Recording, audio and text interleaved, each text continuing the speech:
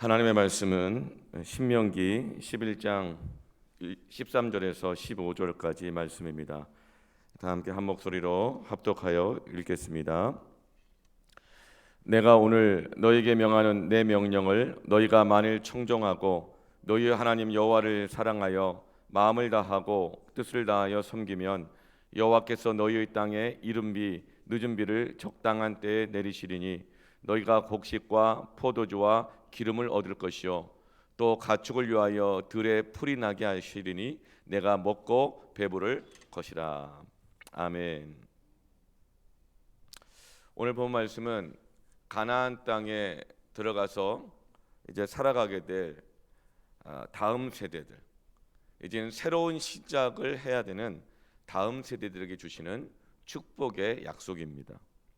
14절 말씀에 여호와께서 너희의 땅에, 다음 세대들이 들어가서 정착하고 그리고 거기에서 축복을 이루며 살아야 될 그 땅에 이른 비 늦은 비를 적당한 때에 내리시리니 너희가 곡식과 포도주와 기름을 얻을 것이요. 이른 비와 늦은 비를 적당한 때에 주신다는 축복의 약속을 주십니다. 이스라엘은 그 기후가 이른 비가 10월에 옵니다. 10월에 이른 비가 오고 나면 땅이 촉촉하게 젖고 굳었던 땅이 부드러워지면서 그때 비로소 씨를 뿌리게 되어집니다.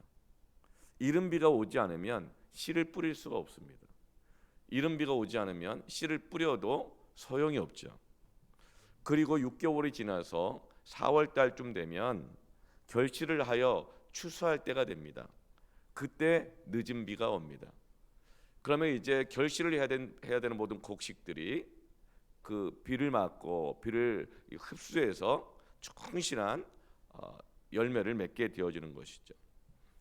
여러분, 비는 때에 맞게 와야 축복이 됩니다.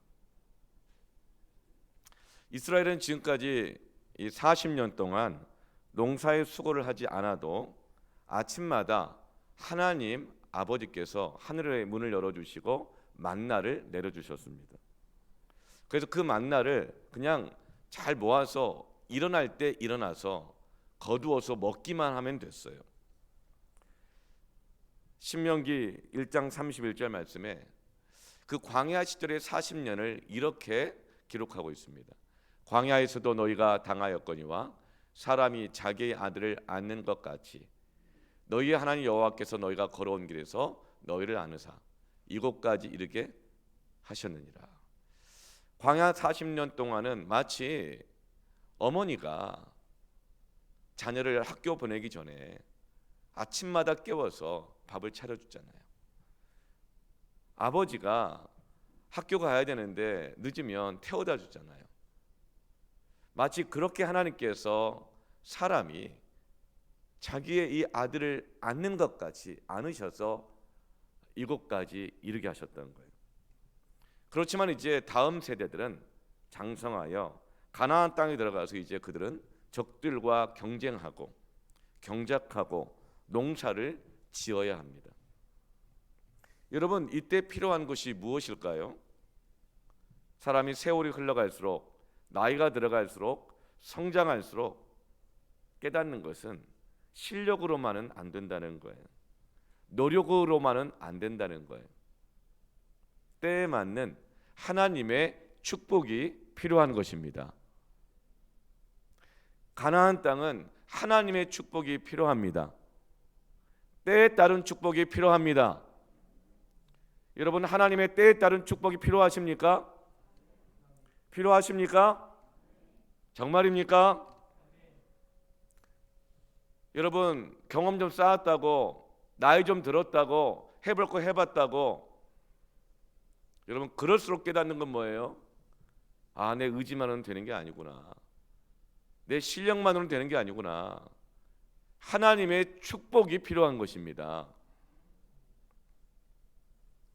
물론 돈도 필요합니다. 도움이 됩니다. 사람들도 도움이 되죠. 그러나 돈은 있을 때가 있고 없을 때가 있습니다. 개똥도 약으로 쓰려면 없다고, 정말 돈이 필요할 때 없을 때가 있어요. 일도 잘 될 때가 있고 안 될 때가 있어요. 사람들도 도움이 될 때가 있고 안 될 때가 있어요. 특별히 사람들은 도와주기는 도와줘도요, 대부분이 자기 형편 돼야 도와줍니다. 자기의 때에 도와준다고요. 정치인들은 도와주겠다고 공약을 남발하지만 때가 되면 다 달라집니다. 그게 세상이에요. 그래서 우리 하나님께서는 가나안 땅에 들어가서 새로운 시작을 해야 될 다음 세대들에게 어떤 약속을 주십니까? 적당한 때에, 때를 따라서 이른 비와 늦은 비로 축복하시기로, 도와주시기로 약속해 주십니다. 파종을 해야 될 때가 되면 이른 비를 주시고, 결실을 해야 될 때가 되면 결실을 할 수 있도록 늦은 비를 주시는 하나님이십니다. 히브리서 4장 16절, 가장 박해가 심했을 때, 그냥 먹고 살기 힘든 무슨 경제 공황 때가 아니라 예수 믿는 것 때문에 먹고 살기 힘들었을 때, 예수 믿는 것 때문에 잡혀가고, 예수 믿는 것 때문에, 예배 드리는 것 때문에 핍박당하고 끌려가고 심지어는 죽음까지도 당했던 바로 그때 이렇게 말씀합니다. 그러므로 우리는 긍휼하심을 받고 때를 따라 돕는 은혜를 얻기 위하여, 고난의 때일수록, 박해의 때일수록, 우리의 실력과 능력으로 안 되는 때일수록 그 때를 따라서 돕는 은혜를 얻기 위하여 은혜의 보좌 앞에 담대히 나아갈 것이니라.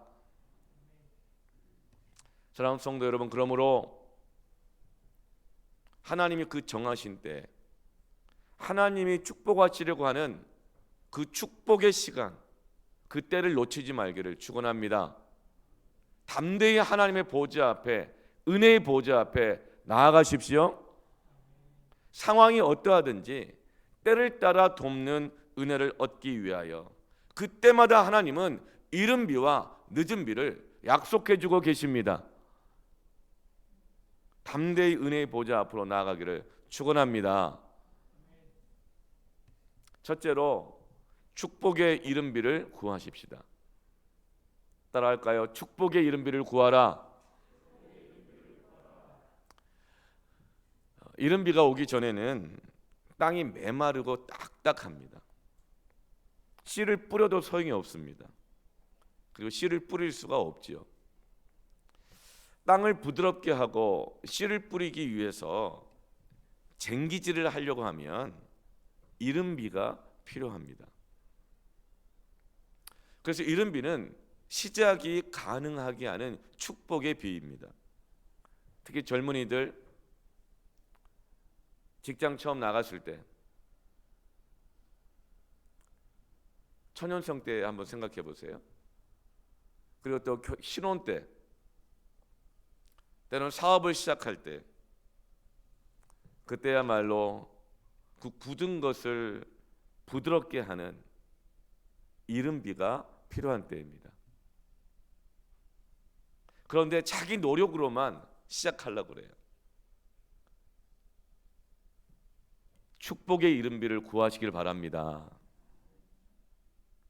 그 축복의 이른 비가 언제 오는가? 오늘 13절 말씀에 내가 오늘 너에게 말하는 내 명령을 너희가 만일 청정하고 너희 하나님 여호와를 사랑하여 마음을 다하고 뜻을 다하여 섬기면, 내 명령을 청정하고 사랑해서 마음과 뜻을 다하여 섬길 그때에 이른 비와 늦은 비로, 때를 따라서 적당한 바로 그때에 정확한 타이밍에 정확한 방법으로, 하나님의 방법으로 이른 비가 오게 하십니다. 여기서 청종이란 말은요, 들을 청자에 따를 종자입니다. 듣고 따른다는 거예요. 여러분, 무엇을 듣고 따라야 돼요? 내가, 오늘이에요. 어제가 아닙니다. 내가 오늘 도움이 필요한 오늘, 시작해야 될 때가 된 오늘, 너희에게 명하는 내 명령을, 하나님께서 오늘 우리에게 하시는 명령이 있습니다. 말씀이 있습니다.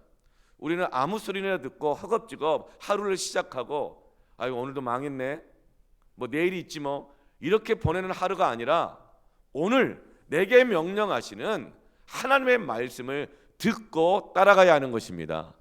아무 소리나 듣고 따라가는 게 아니에요.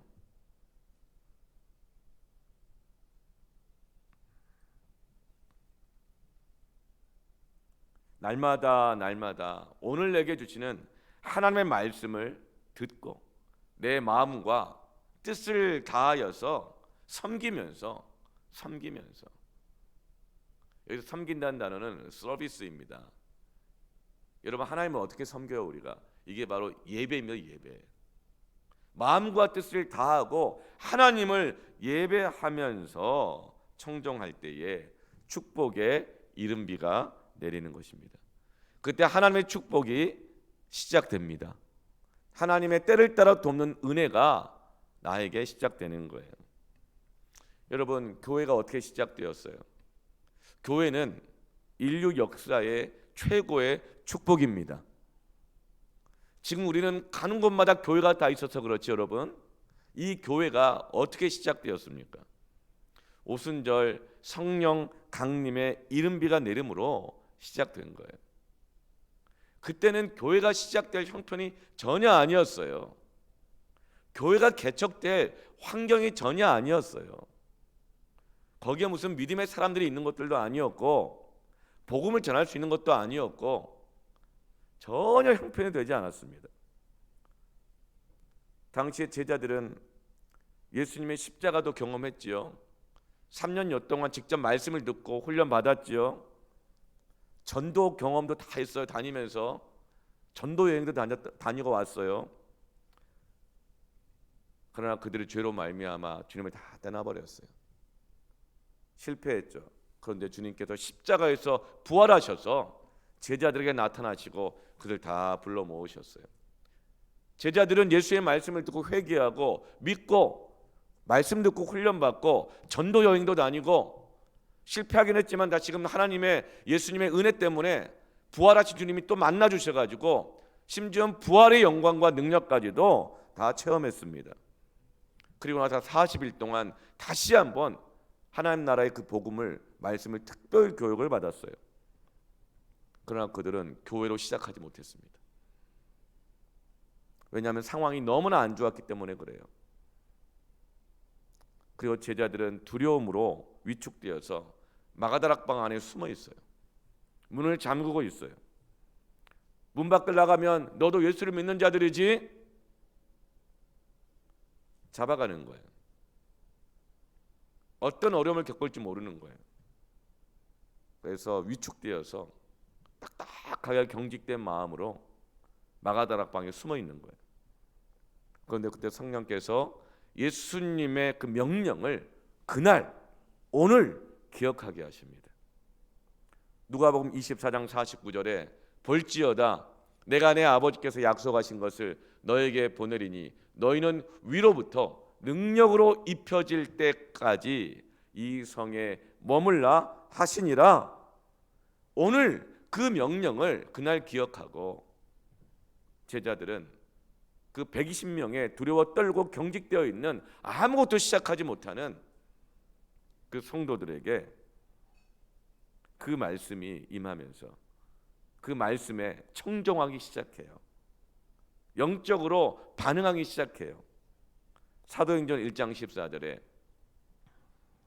여자들과 예수의 어머니 마리아와 예수의 아우들과 더불어 함께 모두가 함께 남녀노소 12제자들과 여자들과 여인들과 예수의 형제들과 더불어 함께 마음을 같이하여 오로지 기도에 힘쓰더라. 바로 그때 하늘의 문이 열리면서 약속의 이른비, 성령의 비, 축복의 이른비가 내리면서 교회가 시작됩니다.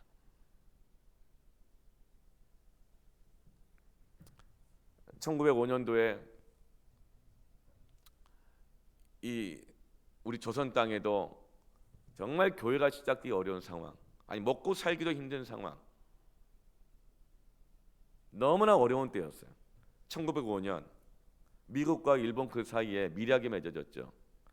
가스라 테프트 밀약으로 국제 이 정세에 따라서 그 나라가 팔려가 버렸을 때, 그때 하나님은 축복의 이른비를 주십니다. 1906년 길선주 장로와 후에 장로가 되는 박칠옥 씨. 당시에는 평양 장대현 교회가 세워졌을 때 4명의 장로가 있었습니다. 근데 그 중에서 4명의 장로 모두가 아니고 길선주 장로 한 사람이 성도 중에 한 사람 박칠옥 성도와 함께 새벽 기도회를 시작합니다. 하나님께서 길선주 장로에게 새벽 기도를 시작하게 하는데 박칠옥이라는 한 성도와 함께 새벽을 깨워 기도하자고 합니다. 이들이 새벽마다 일어나 기도하기 시작하자 그 기도 소식이 교인들에게 알려지면서 많은 교인들이 새벽마다 줄지어 기도하러 나오기 시작합니다. 그러자 장대현 교회 당회는 그제서야 이것은 하나님이 일하시는 것이구나, 하나님이 지금 은혜를 주고 계시는 것이구나, 그제서야 당회가 정신 차리고 깨닫고 새벽 기도회를 공식 예배로 정합니다. 여러분, 새벽 기도가 우리나라에만 있다고 하지만 이 한국 교회에서 새벽 기도회는 공예배입니다. 새벽 기도는 공예배입니다. 주일 성수와 똑같은 영적인 무게를 가지고 있는 공예배로 하나님께서 이른비의 축복으로 주신 거예요. 장대현 교회는 새벽 기도회를 공식 예배로 정합니다. 그리고 날마다 이제 교역자가 새벽 기도회를 인도하게 합니다. 그리고 나서 1907년 1월 6일부터 15일까지 장대현 교회에서 평안남도 사경회가 열리는데, 그때 회개의 기도가 터지면서 말씀대로 살려고 하는 결단들이 불길처럼 일어납니다. 그리고 이 소식이 전국 교회에 알려지면서 교회마다 너도 나도 새벽 기도회를 공예배로 선포하면서 이 조선 땅에 나라가 팔려가는 그 상황에서 결국은 나라가 망하게 됐지만 하나님께서는 나라가 망하는 그 상황 속에서도 씨를 뿌릴 수 있도록 이른비의 축복을 주셨습니다. 그렇게 3년여의 새벽 기도회가 진행되면서 박칠옥은 그 사이에 장대현 교회 장로가 되고 1909년 장대현 교회에서 33명의 장로를 임직시키는데 가장 중요한 기준 중에 하나가 새벽 기도였습니다.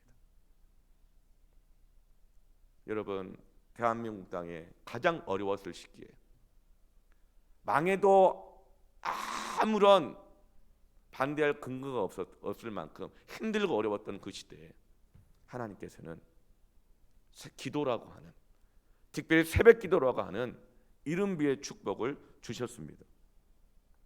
그리고 이 이른비의 축복이 36년의 일제 치하와 신사참배의 죽음의 고난을 이겨내게 했고 이 땅이 선교한국, 민족 부흥의 축복이 시작되게 하신 것입니다.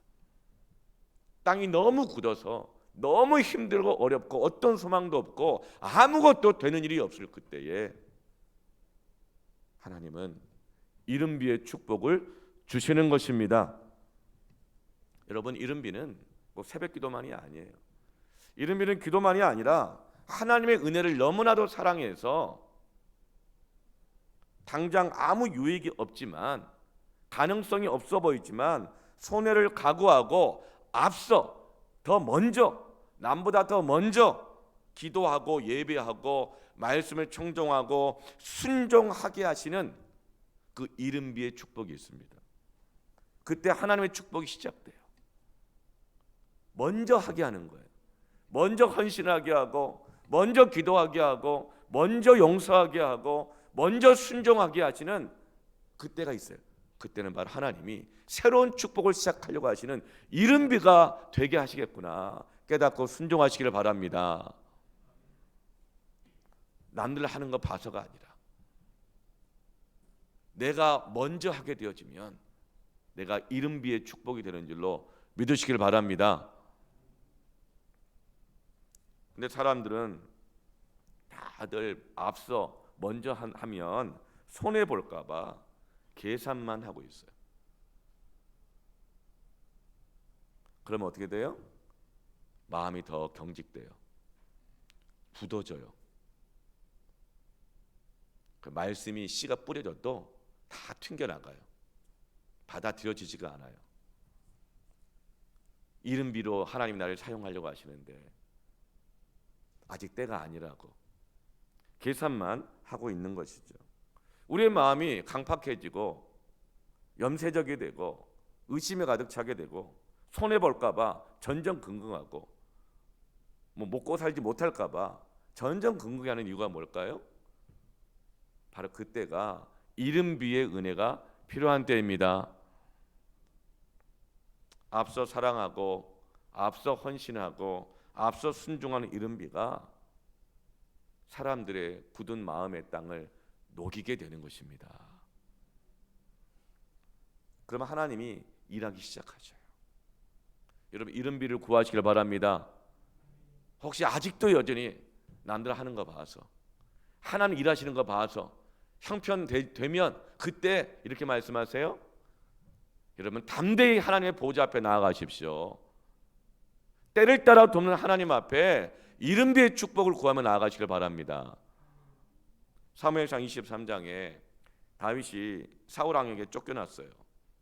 갈 데가 없어가지고 광야를 헤매다가 아둘람 동굴에다가 집을 짓고 동굴에 숨어 살아요. 그런데 그때 400명이나 되는 온갖 잡류들이 다 몰려들죠. 집 없는 사람, 애통한 사람들, 가난한 사람들, 쫓긴 사람들, 이런 사람들이 모여서 같이 함께 살고 있어요. 그러니까 이건 아마도 어디 무슨 산동네 같은 달동네에 모여 살고 있는 쪽방촌과 같은 그런 분위기였을 것 같아요. 그런데 그때 블레셋 이방 나라가 그일라 성의 타작마당을 불의하게 빼앗으려고 한다는 그 소식을 듣게 되어집니다. 그때 다윗이 하나님께 물어요. 하나님, 그일라를 가서 도와주어야 합니까? 그일라를 가서 구원할까요? 도와줄까요? 근데 그 기도 소리를 다윗의 부하들이 듣게 되어집니다. 그래서 사무엘상 23장 3절이 이렇게 말해요. 다윗의 사람들이 그에게 이르되 보소서 우리가 유다에 있기도 두렵거든. 지금 먹고 살 형편도 안 되는데 우리 형편도 안 좋은데 하물며 그을라에 가서 블레셋 사람들의 군대를 치는 일이리까 한지라. 부하들이 다윗 왕에게 이렇게 따지고 묻는 거예요. 우린 지금 유다에 있는 것도 앞으로 어떻게 될지 몰라가지고 두려워서 살고 있는데 우리가 살고 있는 곳 지금 아둘람 동굴인데 무슨 남을 도와요? 무슨 하나님 일을 해요? 정신 차리세요. 이렇게 다윗에게 따지고 막 묻는 거예요. 그러자 다윗이 마음이 위축됐나 봐요. 그래서 하나님께 다시 물어요. 다시 기도해요. 사무엘상 23장 4절에 다윗이 여호와께 다시 묻자온데 여호와께서 대답하여 이르시되 일어나 그일라로 내려가라. 내가 블레셋 사람들을 내 손에 넘기리라 하신지라. 다윗이 가진 능력으로는 다윗이 가진 형편과 상황으로는 도울 형편이 안 돼요. 하나님 일을 할 형편이 안 돼요. 그러나 때를 따라 돕는 하나님의 은혜를 붙잡고 담대히 그 은혜의 보좌 앞에 나아가는 것입니다. 남들이 다 못한다고 할 때 그러나 다윗은 앞서 도우러 가는 것입니다. 앞서 순종하는 것입니다. 이것이 바로 하나님이 축복의 이른비가 되게 하십니다. 그런데 그렇게 그일라를 도와주었어요. 그런데 사울 왕이 그 소식을 듣고 다윗이 지금 그일라에 있네? 하고 그일라 성으로 쫓아와 가지고 그일라 성읍을 다 포위해 버려요. 그런데 그때 그일라 성 사람들이 어떻게 할까요? 다윗을 사울에게 밀고 해서 넘겨줘 버립니다. 도움을 받았는데 오히려 다윗의 형편은 더 어려워지게 된 거예요. 하나님의 일을 우선시하다가 압사하다가 바보 같은 일을 한 것처럼 보이는 거예요. 그러나 그때 하나님께서 또 때를 따라 놓으셔서 다윗을 사울의 손에서 건져주시고 또 도망자의 삶을 계속 살게 하십니다. 그런데 그것으로 끝나지 않아요. 바로 그 사건을 통해서 백성들의 다윗에 대한 마음의 토양이 바뀌게 돼요. 사울은 백성을 버리는 왕이고 다윗은 백성을 돌봐주는 자다. 진짜 왕은 사울이 아니라 다윗이다. 그러나 어리석은 자들은 이런 이른비의 축복을 모르고 계속 계산만 하고 있습니다. 하나님의 일이 시작이 안 되는 거예요. 때를 따라 도우시는 하나님의 은혜를 바라보면서 담대히 은혜의 보좌 앞에 담대히 나아가시길 축원합니다. 이른비의 축복을 받기를 축원합니다. 지금 우크라이나에 큰 전쟁이 일어났죠. 그러나 우크라이나에 전쟁만 일어난 게 아니에요. 러시아가 이길지 우크라이나가 이길지 몰라요. 아직은. 우리나라 참 옛날에 새벽기도 했지만 1910년도에 한일합방 당해서 나라 잃을 수도 있어요. 그런데 우크라이나의 이 전쟁 속에서 부흥이 일어나고 있습니다. 부흥이 시작되고 있습니다. 하나님의 축복이 시작되고 있음을 믿으시길 바랍니다. 러시아는 세계 군사력 2위예요. 외환 보유고는 6,400억이에요. 6,400억 달러. 전 세계 4위입니다. 러시아가 우크라이나를 이 전쟁을 일으키려고 하루아침에 결정한 게 아니에요. 오랜 시간 동안 외환 보유고를 쌓아오면서 세계 제4위의 외환 보유고 그리고 세계 2위의 군사력. 그러나 반면에 우크라이나는 군사력이 26위예요. 외환 보유고는 러시아의 30분의 1에 불과해요. 누가 보아도 상대가 되지를 않지요. 미국이 젤렌스키 우크라이나 대통령에게 패배가 뻔하니 안전하게 망명할 수 있도록 피할 길을 제안을 했어요. 그런데 젤렌스키 대통령은 피하지 않았어요. 도망가지 않았어요. 전세를 두고 보면서 계산하고 있지도 않았어요. 지난 3월 3일 날 이렇게 선언했습니다. 러시아는 우크라이나의 대성당과 교회를 다 파괴한다 하더라도 우크라이나와 하나님에 대한 우리의 진실한 믿음과 신념을 파괴할 수 없다. 신앙 고백을 했어요. 교회를 다 파괴해도 하나님에 대한 우리의 진실한 믿음과 신념을 파괴할 수 없다. 그러면서 우크라이나를 위해서 기도해달라고 선언했습니다. 우크라이나의 시민들이 점점 모여들기 시작했어요. 그리고 기도하기 시작합니다. 눈밭에서 새벽에 일어나서 기도해요. 광장에서 겨울비를 맞아가면서 기도해요. 새벽 안개를 맞아가면서 기도를 해요. 그러자 피난 갔던 시민들이 돌아오기 시작하고 아름답게 치장할 줄만 알았던 미스 우크라이나가 총을 들고 군대에 들어가고 돈밖에 모를 것 같았던 프로축구 선수들이 다시 군대에 입대하고 올림픽 메달리스트들이 입대하고 그리고 토요일, 일요일뿐만 아니라 주중에 성경 공부 모임과 예배가 열리기만 한다고 한다면 수많은 사람들이 지금 교회로 돌아오고 있습니다. 2월 23일 우크라이나의 수도 키예프에서 기도 모임이 시작됐어요. 그런데 지금은 3월 지금까지 수십만 명이 밤에 위험을 무릅쓰고 우크라이나를 위해서 기도하는데 그때 기도회를 인도했던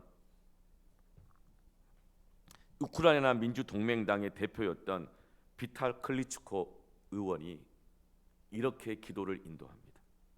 우크라이나여, 우리는 우리 역사 내내 강대국들에게 우리의 운명을 맡겨왔습니다. 지금도 러시아와 서양 사이에 있으면서 누구에게 우리의 운명을 맡길까 생각하는 사람들에게, 계산하고 있는 사람들에게 꼭 하고 싶은 말이 있습니다. 우리는 주님에게 운명을 맡깁시다. 우리는 주님에게 운명을 맡깁시다. 때를 따라 돕는 하나님께서 조선 땅을 도우셨던 것처럼 우크라이나를 도우실 줄로 믿습니다. 나라와 민족과 세계 역사를 움직이신 하나님께서 오늘 때를 따라 은혜를 주시는 하나님 앞에 나아가는 저와 여러분을 도우실 줄로 믿습니다.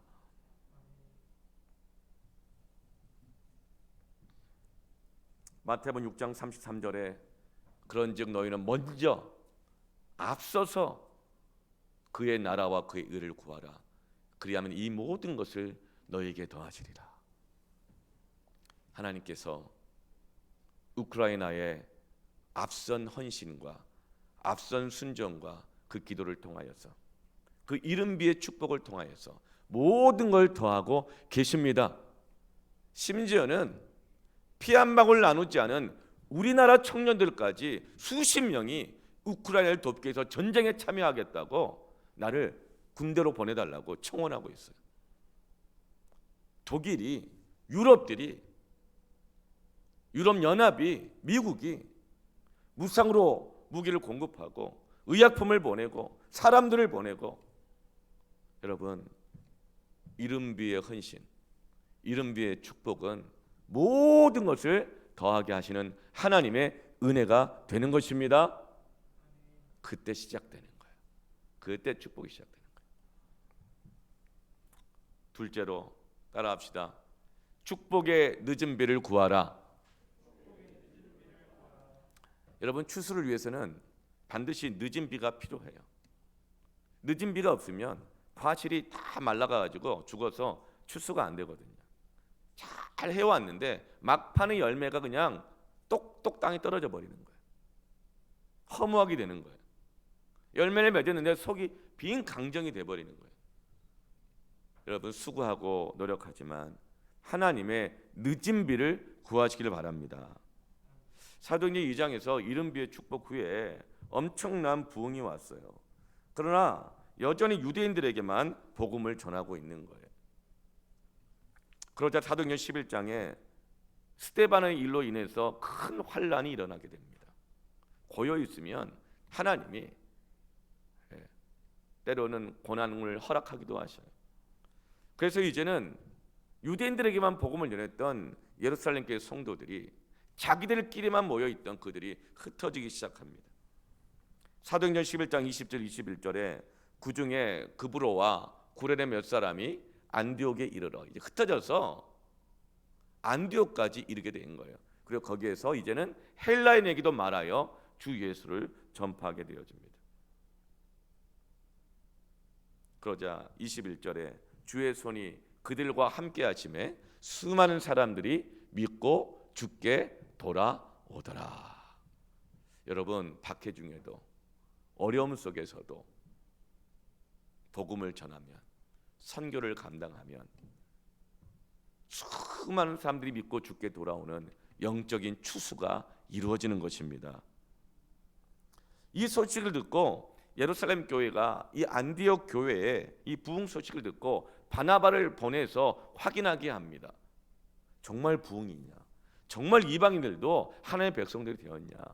그렇게 많이 숫자가 늘어났으면 뭔가 도움이 필요하게 되지 않을까? 그래서 바나바를 보내어서 조사하고 보고하게 해요. 바나바가 가서 지켜봅니다.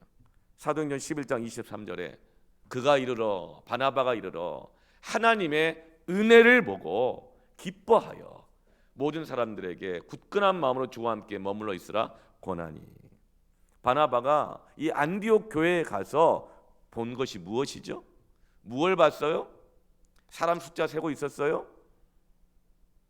아니에요. 하나님의 은혜를 보는 것입니다. 여러분, 교회에 와서 뭘 보십니까? 이게 목사 얼굴 보십니까? 아니면은 앞에 앉은 성도들 뒷꼭지 보면서 저분 누구고 저분 누구 이거 봅니까? 이런 뭘 봅니까? 은혜를 보시기를 바랍니다. 하나님이 조건 없고 자격 없는 자들에게 역사하고 계시는 은혜를 때를 따라 베풀고 계시는 그 은혜를 보시기를 축원합니다. 하나님이 일하시는 걸 봐야 돼요. 하나님이 누구를 통해서 일하시는가? 하나님은 어떤 일을 하고자 하시는가? 하나님은 어디에 은혜를 부어주고 계시는가? 그래서 지금 바나바는 하나님의 은혜를 보고 기뻐하면서 이제 성도들에게 권면합니다. 굳건한 마음으로 주와 함께 머물러 있으라. 지금은 하나님이 일하시는 때이니 박해가 있고 고난이 있고 어렵지만 흔들리지 말고 지금은 하나님의 추수의 때니 늦은 비가 오고 있는 때이니 머물러 있어서 그 늦은 비를 흠뻑 맞아라. 여러분, 박해 가운데 계속되는 선교, 계속되는 전도는, 계속되는 헌신은 축복의 늦은 비인 것입니다. 그때 여러분 박해 때문에 흔들리지 말고 굳건한 마음으로 주와 함께 머물러 있기를 축원합니다. 마태복음 5장 10절 12절에 의를 위하여 박해를 받은 자는 복이 있나니 천국이 그들의 것임이라. 여러분, 박해 중에도 계속 선교하고 전도하게 하시는 하나님의 늦은 비가 있습니다. 그것이 바로 축복인 것입니다. 바로 그들이 천국을 소유하게 될 것입니다. 박해 중에도 계속 전도하고 계속 기도하고 예배하면서 굳건한 마음으로 머물러 있을 때에 그 가정에 하나님의 나라가 임하는 것입니다. 12절 말씀에 기뻐하고 즐거워하라. 하늘에서 너희의 상이 큼이라. 여러분, 박해 가운데 계속되는 전도와 선교는 축복의 늦은 비인 것입니다. 이후에 안디옥 교회는 이방인 선교를 감당하는 교회로 부흥하게 되어집니다. 그리고 바울과 바나바를 선교사로 파송하게 되어지죠. 어렵고 힘들 때 박해 가운데도 때를 따라 돕는 하나님의 은혜를 바라보면서 굳건한 마음으로 머물러서 예배하십시다. 기도하십시다. 전도하십시다. 주의를 감당합시다. 여러분, 교회는 복음의 빛을 비추는 빛입니다. 교회는 무대를 장식하는 조명빛이 아니에요. 교회는 먹고 마시고 살라고 광고하는 그런 LED 광고판의 빛이 아니에요. 교회는 주님의 오실 길을 예비하는 그 길을 비추는 복음의 가로등인 것입니다. 그 길을 따라서 영혼들이 돌아오게 될 것이고 그 길을 따라서 왕 되신 주님께서 오시는 거예요. 여러분, 그런데 가로등은 어때요? 끼리끼리 모여있지 않아요. 그렇다고 가로등은 무질서하게 흩어져 있지도 않아요. 가로등은 길을 따라서 질서 있게 간격을 맞추어서 모여 있어요. 흩어져 있지만 질서 있게 길을 따라 모여 있는 거예요. 그렇게 길을 따라 모였다 흩어졌다 반복하며 빛을 비추는 바로 그곳에 길이 생기는 거예요. 바로 그곳에서 주님께 돌아오는 길, 그 길을 발견하게 되는 겁니다. 가로등이, 불빛들이 끼리끼리만 모여 있어 보세요. 길이 없는 거예요. 주야로 말씀을 청종할 때 그 말씀을 듣고 모였다가 그 말씀대로 질서 있게 흩어졌다가 이것을 계속 반복하면 바로 거기에 길이 나는 것입니다. 그리고 그 길을 비추는 거예요. 여러분, 교회는 주님 오실 길을 예배하는 가로등 되기를 축원합니다. 우리는 먹고 사는데 여러분 사람들을 현혹하는 그런 광고판 빚이 아니에요. 주님 오실 길을 예배하고 영혼들이 돌아오는 가로등이 되기를 축원합니다. 어제 사전 투표를 하러 갔다 왔어요. 거의 1시간 줄 섰던 것 같아요. 주차하는 것부터 힘들었어요. 주차하는데 한 15분 정도 기다렸다가 겨우 주차했고, 줄 서서 금곡동 주민센터 4층까지 올라가는데 줄이 얼마나 꼬불꼬불 돼 있는지 그 한 40분 기다렸고, 거의 1시간 정도 넘게 걸린 것 같아요. 얼마나 길게 줄을 서 있든지. 여러분, 세상의 소망을 품고 세상을 좀 바꿔보겠다고 당장 자기들 먹고 사는 것과 깊이 연관되니까 줄을 서서 투표하러 가요. 여러분 꼭 투표하시기 바랍니다. 근데 여러분, 구원의 길, 생명의 길은 누가 그 길을 밝혀요? 세상의 소망을 정치인들에게 품어서는 안 됩니다. 제가 투표하러 갔던 것은 어떤 정치인에게 소망이 있기 때문에가 아니에요. 정치인들은 소망의 대상이 아니라 기도의 대상입니다. 기도의 대상입니다. 기도하면서 하나님, 저들이 바르게 하게 해주세요. 무슨 썩은 사과니 덜 익은 사과니 똥이니 설사니 이렇게 말들을 하지만 원래 인간은 그런 거예요. 정치인이든 누구든지 원래 인간은 그런 거예요. 소망은 하나님밖에 없습니다. 때를 따라 돕는 분은 신실하신 하나님밖에 없습니다. 세상 지도자들이 이 시대를 건져내지 못해요. 이 세상을 건져내도록 하나님은 우리를 부르셨습니다. 교회를 부르셨습니다. 그리고 우리에게 때를 따라서 이른 비와 늦은 비로 축복하셔서 우리로 하여금 주의 길을 예비하게 하고 영혼들을 구원하게 하시고 하나님의 나라가 세워질 수 있도록 도우시는 것입니다. 이 시간에 함께 찬양하면서 기도했으면 좋겠습니다. 여러분, 우리에게 이른 비가 필요합니다. 또 늦은 비도 필요합니다. 하나님의 은혜를 간절히 사모하면서 찬양합시다.